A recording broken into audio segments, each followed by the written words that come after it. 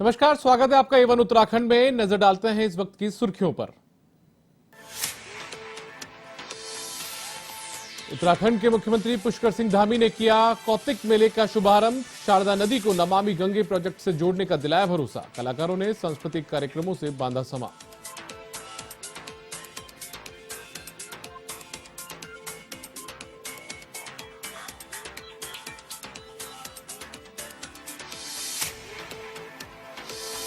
जोशीमठ में आपदा प्रभावितों को धामी सरकार की मदद शुरू। राहत राशि मिलने से पीड़ितों को मिली राहत। सरकार अन्य प्रभावित इलाकों का भी कराएगी परीक्षण।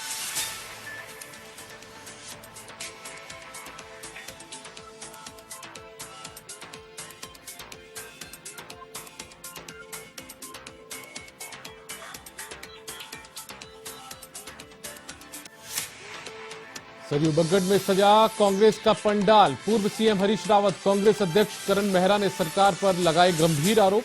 कांग्रेस कार्यकर्ताओं ने लिया नया संकल्प।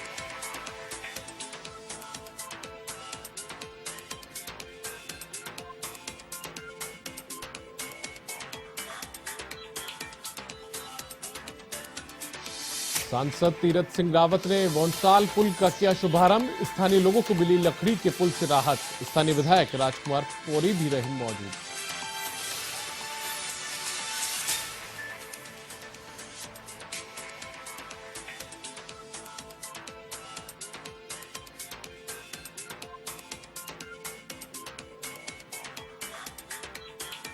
हरिद्वार पुलिस ने युवक के अपहरण और हत्या के आरोपियों को किया गिरफ्तार। दोनों आरोपी निकले मृतक के दोस्त। अपहरण कर मांगी थी 70 लाख की फिरौती।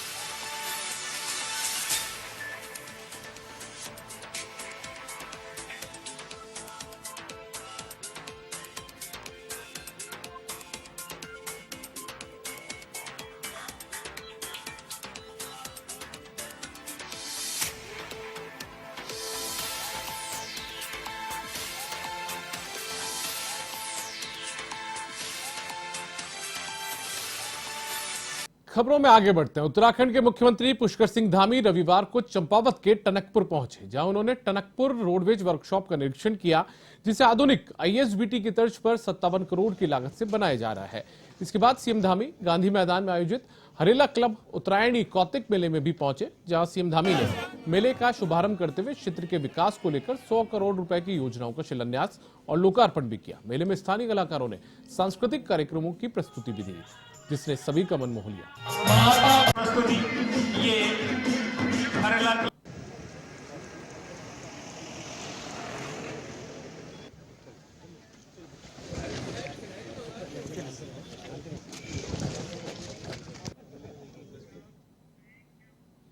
कुमाऊं की काशी के नाम से विख्यात बाबा बागनाथ की नगरी बागेश्वर में उत्तरायणी मेला 2023 का शुभारंभ सुबह के मुख्यमंत्री पुष्कर सिंह धामी ने वर्चुअली किया।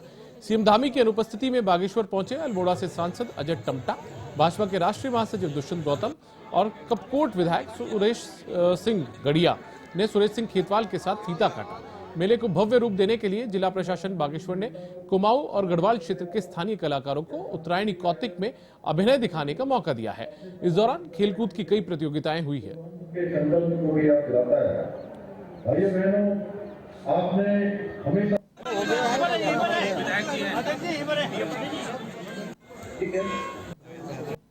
मुख्यमंत्री जी को आना था, रास्ते में बादल होने के कारण वापसी जाना पड़ा, लेकिन ऐसे मेले हमारे संस्कृति और संस्कारों को, आने वाली नई पीढ़ी को, आने वाला भारत जो वैभवशाली भारत है उसको बनाने में और देने में कामयाब होते हैं। आज आपने देखा होगा आजकल के युवा बच्चे जिस प्रकार से सोशल मीडिया है और हमारे लोग टीवी से जुड़े रहते हैं, उसके बाद भी हमारी संस्कृति को बचाने वाले उत्तराखंड के लोग अपने परिवार के सहित यहाँ पर आए हैं।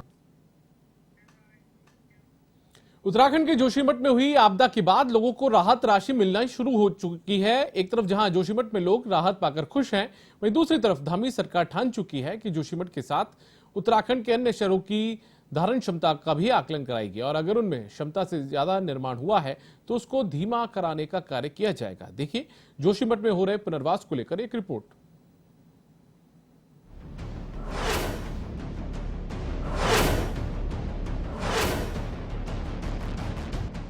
फिलहाल दैवीय आपदा से जूझ रहे जोशीमठ में दरारों वाले मकानों की संख्या 782 हो गई है।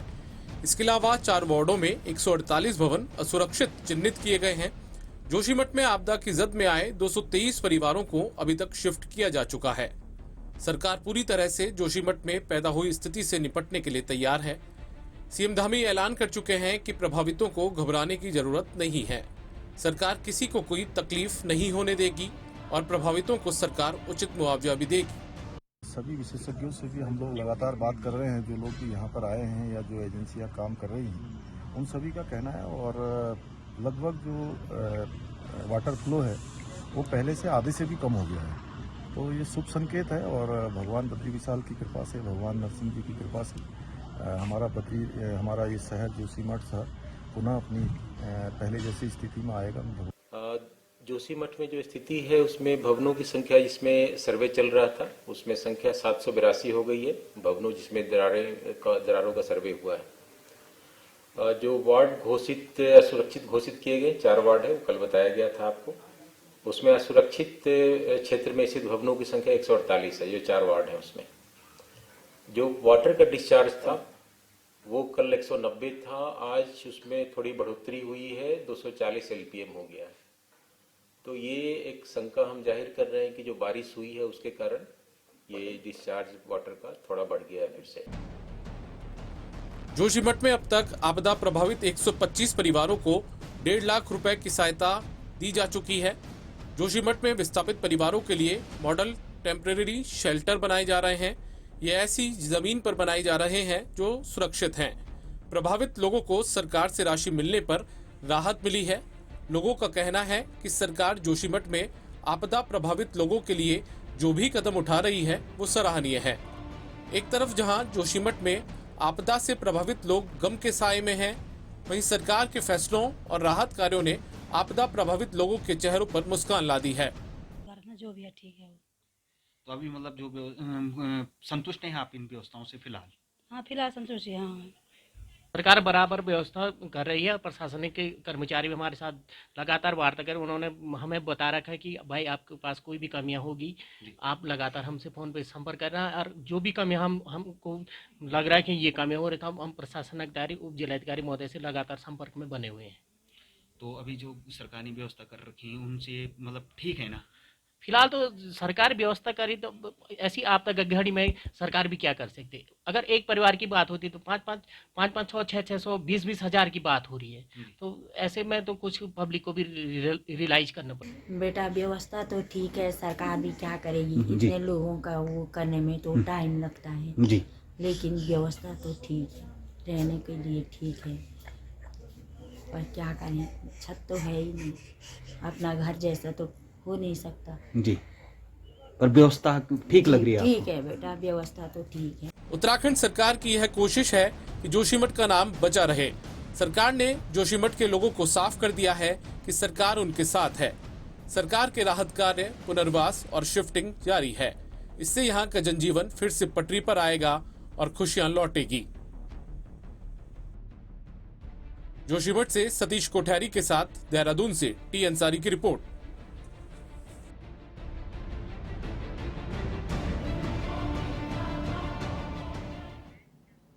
जहां देश भर में मकर संक्रांति का पर्व धूमधाम के साथ मनाया गया, वहीं उत्तराखंड में मकर राशि में सूर्य के प्रवेश करने के मौके पर खिचड़ी पर्व मनाया गया। इसके तहत कैबिनेट मंत्री गणेश जोशी ने अपने आवास पर बेटी नेहा जोशी के साथ खिचड़ी का वितरण किया। खिचड़ी वितरण समारोह के दौरान पार्टी के सैकड़ों कार्यकर्ता भी मौजूद रहे।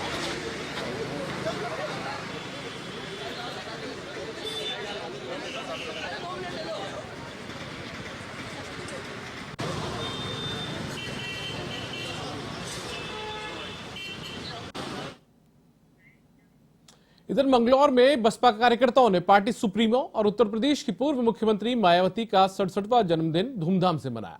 इस मौके पर मंगलौर से बसपा विधायक हाजी सरवत करीम अंसारी ने अपने कार्यालय में केक काटा और कार्यकर्ताओं के साथ उनकी लंबी उम्र की कामना की। साथ ही मायावती के जन्मोत्सव पर उनकी ओर से गरीबों को कंबल भी वितरित किए गए।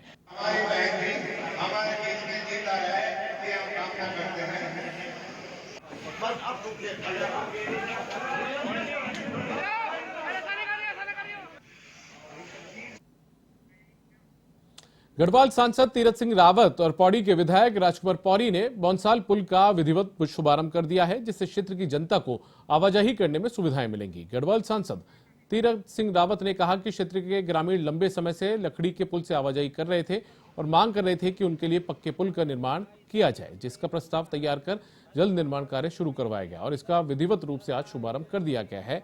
पौड़ी विधायक राजकुमार पौरी ने बताया कि पहले लकड़ी के पुल होने के चलते बाहरी वाहनों की आवाजाही नहीं हो पाती थी, लेकिन अब पक्के पुल के निर्माण के बाद आसानी से आवाजाही हो पाएगी।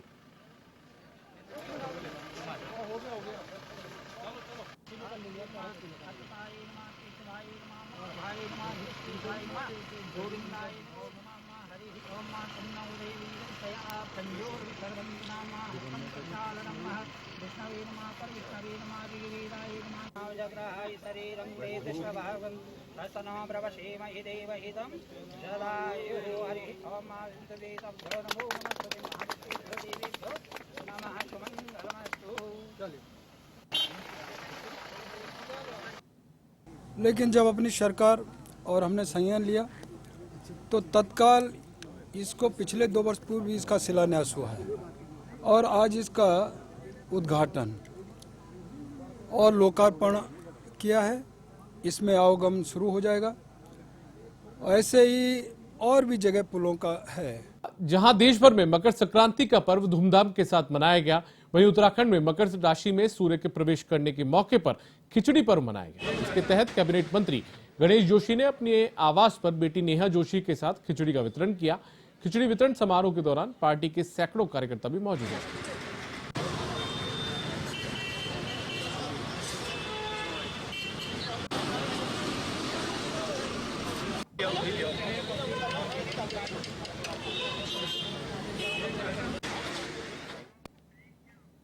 उत्तराखंड की राजधानी देहरादून में युवा प्रकोष्ठ SC/ST समाज की ओर से सम्मेलन का आयोजन कर समाज की समस्याओं को लेकर विचार विमर्श किया गया। इस दौरान संगठन उपाध्यक्ष विजय राज अहिरवार ने समाज की समस्याओं को लेकर मंथन किया और इन्हें दूर करने की दिशा में चर्चा की। साथ ही समस्याओं को दूर करने के लिए राज्य सरकार से मांग करने का भरोसा दिलवाया। सम्मेलन के दौरान विधानसभा भवन का नाम डॉक्टर भीमराव अंबेडकर विधानसभा भवन रखे जाने, नई संसद भवन का नाम डॉक्टर भीमराव अंबेडकर संसद भवन करने, SC/ST कर्मियों के लिए पदोन्नति में आरक्षण पूर्व की भांति बहाल किए जाने, सरकारी विभागों का निजीकरण बंद करने, विभिन्न सरकारी विभागों में रिक्त पड़े बैकलॉग पदों को विशेष भर्ती अभियान के तहत भरने और SC/ST एक्ट को प्रभावी रूप से लागू किए जाने की मांग की गई। और मैं आप लोगों को बता देना चाहता हूँ कि कुछ देर बाद हम लोग यहाँ पे प्रेस वार्ता और मीडिया हमारे सामने पहुंच चुकी है। मैं मीडिया का भी धन्यवाद करता हूँ। इधर पूर्व केंद्रीय मंत्री और हरिद्वार सांसद डॉक्टर रमेश पोखरियाल निशंक ने लोक सेवा आयोग भर्ती घोटाले पर अपनी राय रखी। उन्होंने कहा कि दोषियों पर सख्त कार्रवाई की जा रही है और घोटाले के सभी आरोपी जल्द ही जेलों में सड़ते नजर आएंगे। उन्होंने कहा कि राज्य सरकार की कार्रवाई से दूसरे आरोपियों को भी सबक मिलेगा और भविष्य में कोई ऐसे घोटाले करने की नहीं सोचेगा। आपको बता दें कि डॉक्टर निशंक हरिद्वार में आयोजित एक कार्यक्रम में शिरकत करने आए थे। इस दौरान जोशीमठ मामले में उन्होंने कहा कि राज्य सरकार तेजी से राहत बचाव का कार्य कर रही है और पीड़ित परिवारों को मदद दी जा रही है।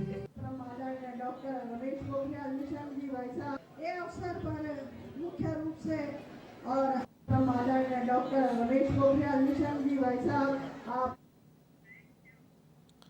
उत्तराखंड की राजधानी देहरादून में युवा प्रकोष्ठ SC/ST समाज की ओर से सम्मेलन का आयोजन कर समाज की समस्याओं को लेकर विचार विमर्श किया गया।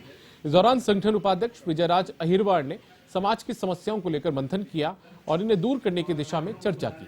साथ ही समस्याओं को दूर करने के लिए राज्य सरकार से मांग करने का भरोसा दिलाया। सम्मेलन के दौरान विधानसभा भवन का नाम डॉक्टर भीमराव अंबेडकर विधानसभा भवन रखने, नई संसद भवन का नाम डॉक्टर भीमराव अंबेडकर संसद भवन करने, SC/ST कर्मियों के लिए पदोन्नति में आरक्षण पूर्व की भांति बहाल किए जाने, सरकारी विभागों का निजीकरण बंद करने, विभिन्न सरकारी विभागों में रिक्त पड़े बैकलॉग पदों को विशेष भर्ती अभियान के तहत भरने और SC/ST एक्ट को प्रभावी रूप से लागू किए जाने की मांग की गई। हमारे संगठन अखिल भारतीय परिसंघ की तरफ से अनुसूचित जाति जनजाति संगठनों के अखिल भारतीय परिसंघ, जिसके अध्यक्ष डॉक्टर उदित राज जी पूर्व सांसद हैं, लगातार पूरे देश में अलग अलग मुद्दों पर हम लोग कार्यक्रम करते रहे। उसी कड़ी में अभी हमने पिछले 28 नवंबर को रामलीला मैदान दिल्ली में रैली की थी। हरिद्वार में पुलिस ने 22 साल के युवक का अपहरण कर हत्या करने वाले 2 युवकों को गिरफ्तार किया है। पकड़े गए दोनों आरोपी मृतक के दोस्त थे। पुलिस ने 2 दिन पहले 22 साल के कार्तिक का शव बरामद किया था।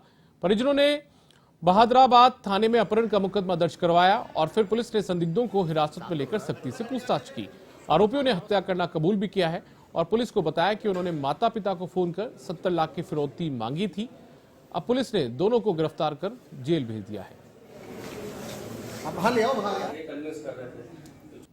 जो 2 संदिग्ध लोग थे इनको पूछताछ के लिए इस पे लाया गया था। पूछताछ के बाद उन्होंने समस्त ने पूछताछ बताया कि उन्होंने उसकी हत्या 1 दिन पूर्व ही रात को गला दबा के कर दी थी। जो 3 दिन पहले किराए पर मकान लिया है वहाँ पर बोरे में छिपा कर रखी हुई है।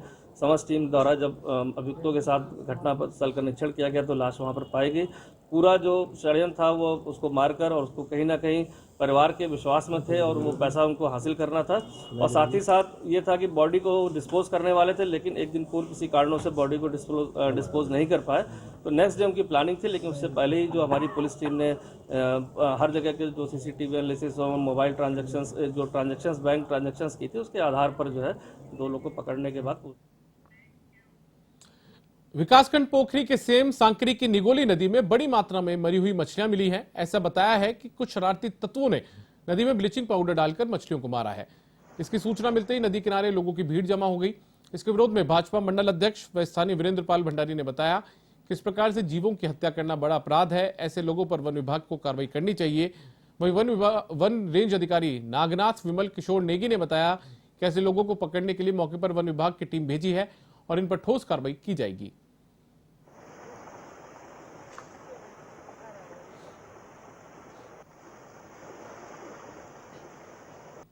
नंदा की प्रमुख सहायक नदियों में से एक है।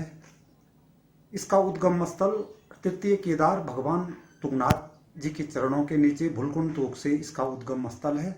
लेकिन उद्गम स्थल से नीचे हापला हनोली जहाँ से आबादी शुरू होती है और वहाँ से करीब 13 किलोमीटर का इस निगोल नदी का क्षेत्रफल है और हापला हनोली से और लास्ट इस जहाँ ही अलकनंदा में मिलती है वहाँ उत्तरों कंडारी गांव तक कई वर्षों से शरारती तत्वों द्वारा भारी मात्रा में कीटनाशक ब्लीचिंग पाउडर का जो इस्तेमाल किया जा रहा है, इससे पूरे जलीय जंतुओं का जीवन संकट में है।